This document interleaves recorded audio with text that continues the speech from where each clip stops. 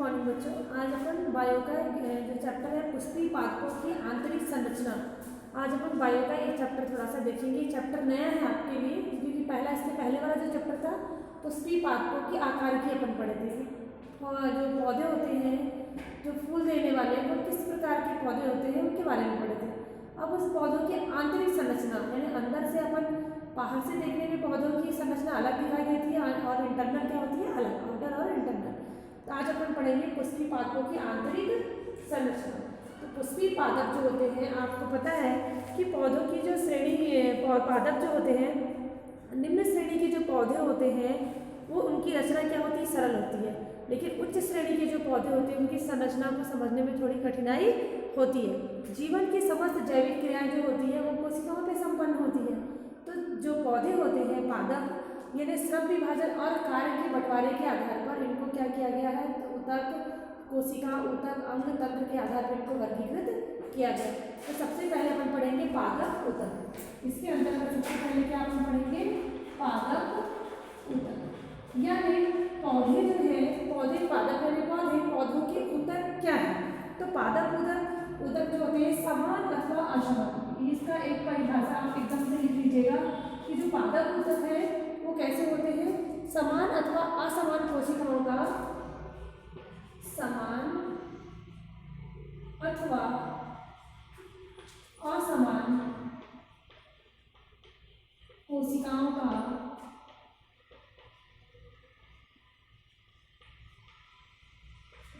यानी या तो एक जैसी कोशिकाएं होंगी यानी समान अथवा असमान यानी कोशिकाओं का आकार अलग अलग हो सकता है।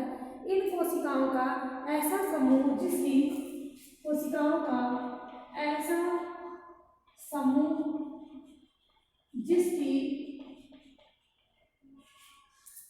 अगर अपन देखें सभी कोशिकाएं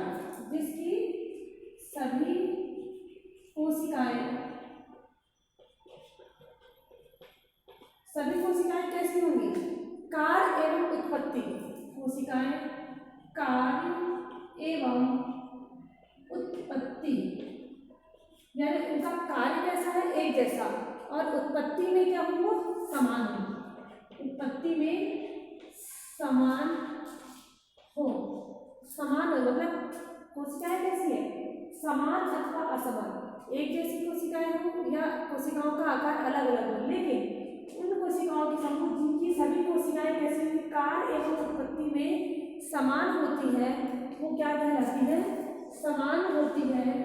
उन्हीं को अपन क्या बोलते हैं, उन्हें हम क्या बोलते हैं ऊतक या पादप ऊतक। यानी पादप ऊतक क्या है, टिश्यूज क्या है, तो समान अथवा असमान कोशिकाओं का ऐसा समूह जिनकी कार्य और उत्पत्ति करने वाली कोशिकाएं क्या होती हैं समान होती हैं, ऐसे कोशिकाओं का अपन क्या बोलते हैं पादप ऊतक। पादप ऊतक किसी विकास अथवा विभाजन की अवस्था के आधार पर यानी अवस्था और विभाजन क्षमता के आधार पर इनको क्या किया गया है अवस्था अथवा विभाजन क्षमता के आधार पर इनको दो भागों में क्या किया गया है वर्गीकृत किया गया है। अगर अपन देखेंगे ऊतक को कितने भागों में बांटा गया है, पादप ऊतक जो है उनको उनकी अवस्था यानी वो किस अवस्था में है और उनकी विभाजन की क्षमता कितनी है उसके आधार पर इनको दो भागों में बांटा गया है। पहला जो होता है वो होता है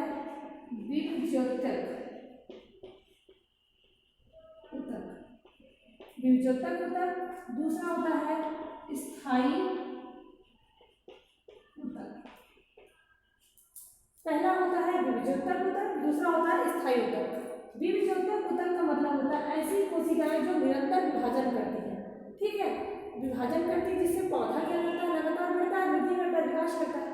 स्थायी ऊतक कुछ ऊतक ऐसे होते हैं कि कुछ समय बाद इनकी वृद्धि विकास रुक जाता है और ये परमानेंट यानी स्थायी हो जाते हैं। तो ऊतक को अवस्था अथवा विभाजन क्षमता के आधार पर दो भागों में बांटा गया है, बीजोत्तक ऊतक और स्थायी ऊतक।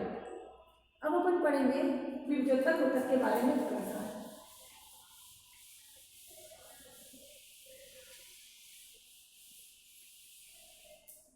तो सबसे पहले अपन का आता है विभज्योतक ऊतक।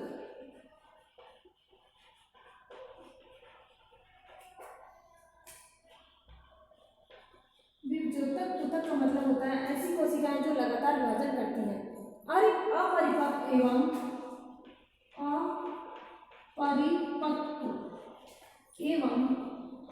यानी अपरिपक्व यानी पूरा वो मेच्योर नहीं है, पूरी तरह से परिपक्व नहीं हुआ है। अपरिपक्व एवं समान कोशिकाओं से निर्मित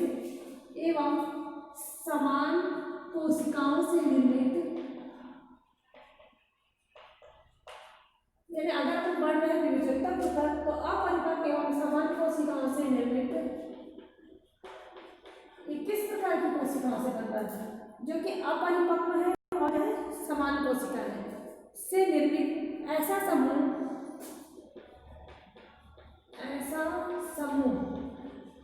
यानी एक कोशिकाओं का समूह है जो कि कैसी है, अपरिपक्व और समान कोशिकाओं का समूह जिसकी कोशिकाएं में विभाजन की क्षमता होती है। निर्मित ऐसा समूह जिनकी कोशिकाओं में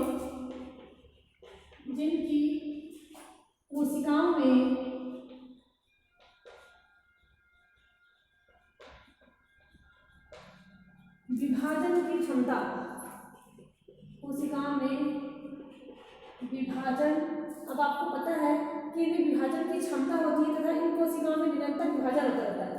विभाजन की क्षमता तथा निरंतर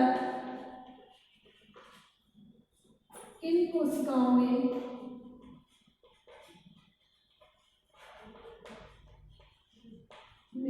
विभाजन लगातार इनमें क्या होता रहता है, विभाजन होता रहता है। निरंतर विभाजन से पौधे, जो पौधों हैं, पौधों में वृद्धि होती है, पौधों में वृद्धि होती है। इस तरह की कोशिकाओं के समूह को अपन क्या बोलते हैं, विभज्योतक ऊतक। तो इस तरह की कोशिकाओं के समूह को विभज्योतक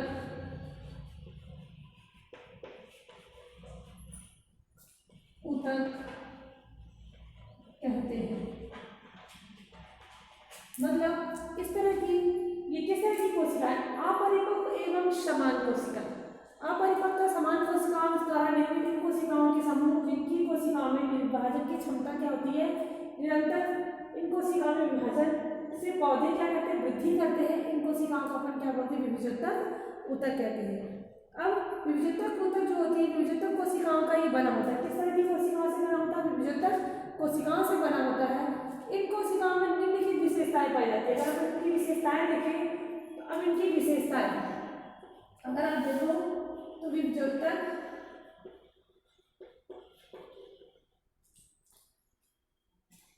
ये तो आप विभज्योतक ऊतक देखिए। अब अपन पढ़ते हैं इनकी विशेषताएं। अगर आप इनकी विशेषताओं को देखोगे, इनकी विशेषताएं जो होती है वो अलग अलग प्रकार से होती है। तो विभज्योतक कोशिकाओं की ऊतक की विशेषताएं, विभज्योतक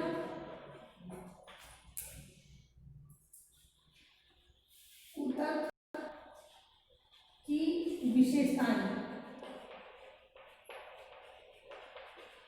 अगर आप इसकी विशेषताएं देखेंगे तो ये कोशिकाएं प्रायः क्या होती है, इनको ये जो कोशिकाएं होती है, इन कोशिकाओं में विशेषताएं जो है, ये कोशिकाएं गोल, अंडाकार तथा बहुभुजी लगभग समान व्यास की होती है। ये कोशिकाएं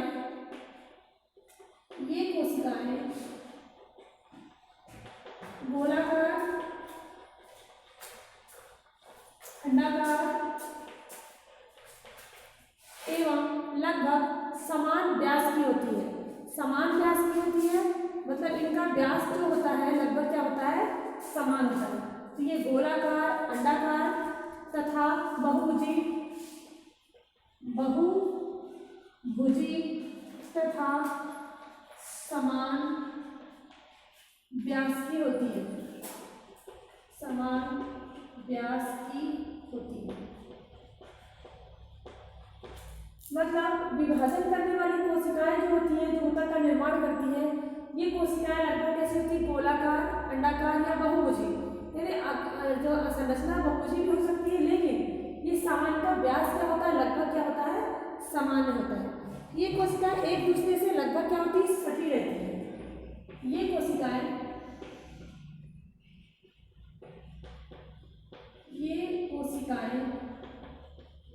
एक दूसरे से लगभग सटी रहती है। मतलब ये आपस में क्या होती है, चिपकी हुई रहती है ये कोशिकाएं। फिर ये कोशिकाएं में जीव द्रव्य जो होता है, इन कोशिकाओं में जीव द्रव्य प्रचुर मात्रा में पाया जाता है। इन कोशिकाओं में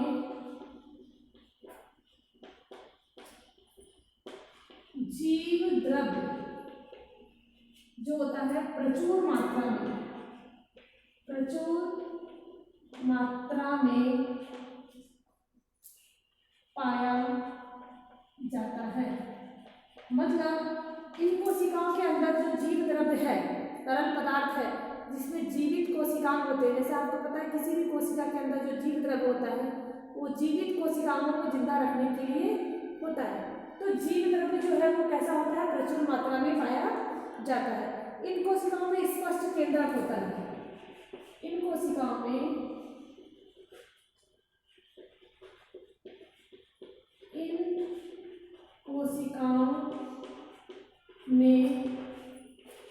स्पष्ट केंद्रक पाया जाता है। मतलब इनका जो केंद्रक होता है वो स्पष्ट होता है, यानी बड़े आकार का होता है, जो कि स्पष्ट दिखाई देता है। फिर ये कोशिकाएं सदैव क्या होती है, सजीव प्रकृति की होती है। ये कोशिकाएं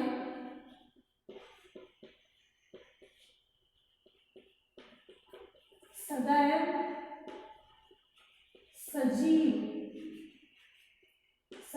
सजीव प्रकृति की होती है। मतलब ये कैसे होती है, जिंदी होती है, सजीव प्रकृति की होती है। ठीक है, इसलिए इनमें क्या होता है, विभाजन होता है, पौधा क्या करता है, वृद्धि करता है। अब अगर अपन देखें तो विविधतक ऊतक का वर्गीकरण, अगर अपन देखेंगे विविधतक ऊतक उत्पत्ति, विकास और स्थिति के आधार पर इनको अलग अलग भागों में वर्गीकृत किया गया है। तो अगर आप देखोगे तो ये विविधतक ऊतक की क्या अपन पढ़े अभी, विशेषताएं। अब अपन इसका पढ़ते हैं विविधतक ऊतक का वर्गीकरण।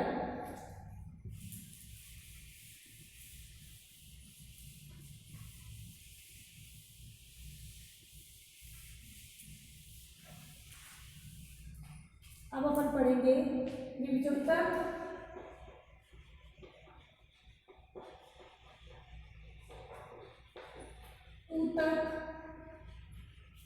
ऊतक का वर्गीकरण। यानी अगर अपन देखें तो विभाजन करने वाले जो ऊतक होते हैं इनको भी क्या किया गया है, वर्गीकृत किया गया है। तो विविधतक ऊतक को उत्पत्ति, विकास, स्थिति एवं कार्य विभाजन तल के आधार पर, किसके आधार पर, उत्पत्ति। आप देखोगे तो सबसे पहले आएगा क्या, उत्पत्ति, यानी इनका जन्म कैसे हो रहा है। ठीक है, उत्पत्ति, या इसको अपन क्या बोल सकते हैं, विकास। इसी को अपन क्या बोल सकते हैं, विकास। ठीक है, तो उत्पत्ति, स्थिति, कार्य, है ना। उत्पत्ति, स्थिति, कार्य एवं क्या क्या देख रहे हैं, इसकी स्थिति देख रहे हैं, विभाजन के तल के आधार पर, एवं विभाजन के तल, यानी विभाजन के तल के आधार पर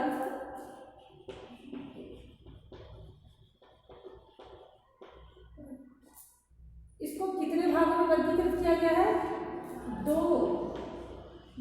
भागों में वर्गीकृत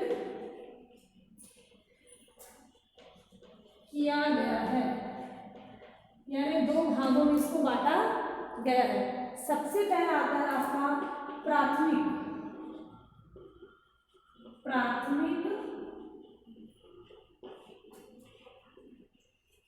विभज्योतर ऊतक यानी सबसे पहले विभाजन वाली। दूसरा होता है आपका द्वितीयक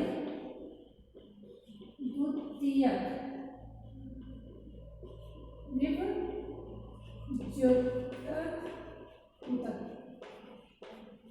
आपको पता है कि जब अपन बीज को अंकुरित करते हैं, लगाते हैं, तो उसके प्रारंभ में जो विभाजन वाली कोशिकाएं होती है जो ऊतक का निर्माण करती है, तो जड़ तरह पत्ती का निर्माण होता है, उन कोशिकाओं को अपन क्या बोलते हैं? प्राथमिक विभज्योतर ऊतक। फिर दूसरा आता है सेकेंडरी जो होती है इसकी मेरिस्टेमेटिक टिश्यू, जो कि प्राथमिक विभज्योतर ऊतक से उत्पन्न होने वाली जो कोशिकाएं होती हैं उसका विभाजन करती है, इसलिए इसको क्या बोला गया? द्वितीयक विभज्योतर ऊतक। तो बच्चों आज अपन प्राथमिक विभज्योतर ऊतक, द्वितीयक, इन सब के बारे में अपन ने क्या किया? अपन सबसे फर्स्ट जो पढ़े क्या था? पादप ऊतक में जो था विभज्योतर ऊतक के बारे में पढ़े। अब सेकंड आता है अपन का स्थायी ऊतक।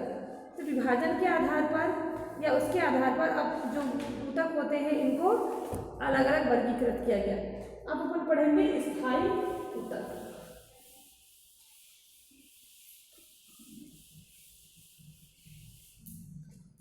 स्थायी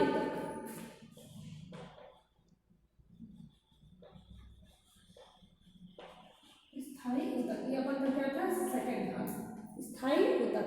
स्थायी ऊतक का निर्माण विभज्योतर ऊतक के विभाजन तथा विभेदन से होता है। इसका निर्माण किससे होता है? स्थायी ऊतक का निर्माण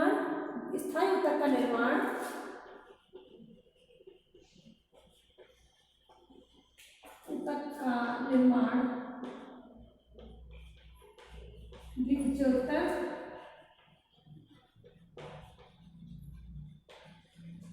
ऊतक जो विभाजन करने वाले ऊतक होते हैं के विभाजन तथा विभेदन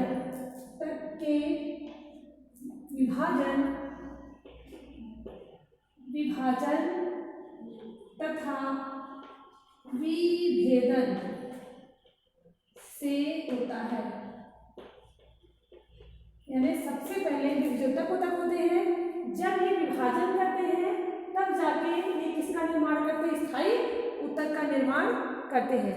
प्राथमिक विभज्योतर ऊतक से प्राथमिक स्थायी ऊतक, ध्यान रखना, प्राथमिक विभज्योतर, जो प्राथमिक विभज्योतर ऊतक होते हैं ऊतक से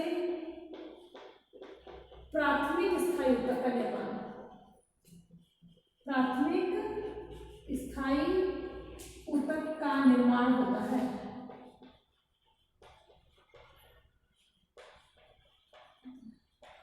और द्वितीयक विभज्योतर ऊतक से द्वितीयक स्थायी ऊतक का निर्माण होता है।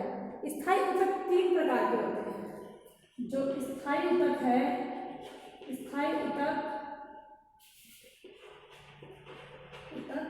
ये 3 प्रकार का होता है। पहला जो होता है आपका साधारण अथवा सरल ऊतक, साधारण अथवा सरल ऊतक, यानी ये कैसा होता है? साधारण अथवा सरल। द्वितीय सेकंड होता है इसका जटिल ऊतक, यानी ये सरल नहीं है। जिसका तीसरा होता है वो होता है विशिष्ट ऊतक।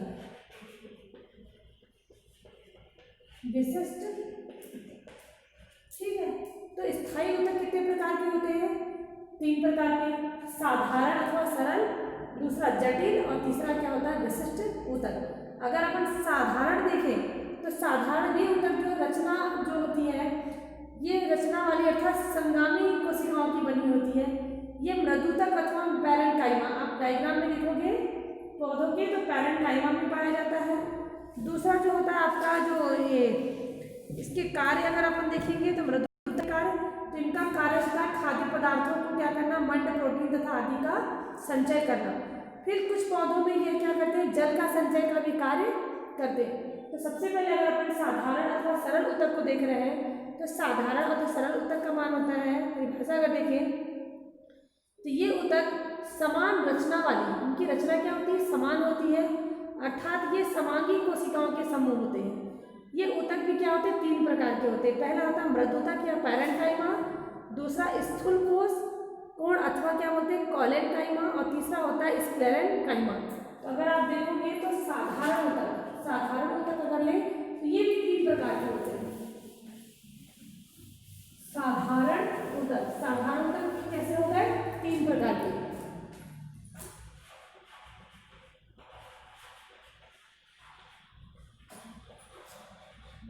ये पहला जो होगा आपका, पहला आ जाएगा आपका पैरेन्काइमा।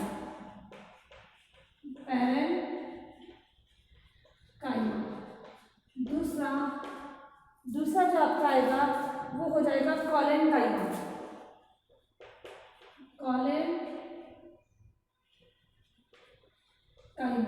और थर्ड जो होता है वो होता है स्क्लेरेनकाइमा।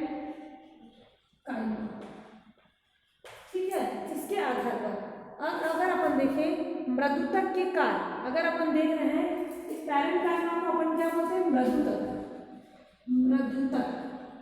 अगर आप इसके कार्य देखेंगे तो मृदुतक के जो कार्य होते हैं, इनका मुख्य कार्य क्या है, खाद्य पदार्थ जैसे मंड, प्रोटीन तथा वसा आदि का संचय करना। दूसरा, कुछ पौधे ये जो होते हैं जल संचय का भी कार्य करते हैं, यानी पानी को इकट्ठा करने का कार्य। क्लोरोफिल पाए जाने पर यह प्रकाश संश्लेषण द्वारा भोजन भी अपना ये स्वयं बनाते हैं। फिर जलीय पौधों में ये वायु ऊतक द्वारा क्या करते हैं, गैसों का आदान प्रदान करते हैं। तो ये इसके क्या है, कार्य है। फिर स्थूल अगर देखें अथवा कॉलेनकाइमा, इसको स्थूल कोण बोलते हैं। इसको क्या बोलते हैं, स्थूल कोण। ये भी इसका क्या है, एक प्रकार है, इसको अपन बोल सकते हैं। ये स्थूल कोण पर कोणीय स्थूल कोण ऊतक पाए जाते हैं। ये कोशिका भित्ति के चारों ओर स्थूल काय का निर्माण करती है। तो इस तरह से आपका जो ये टॉपिक है मेरा यहाँ पे क्लोज हो रहा है। आप नेक्स्ट वीडियो में आगे का अपन इसका पढ़ेंगे, जो कि मैंने ऊतक आज आपको पूरा बता दिया है। धन्यवाद।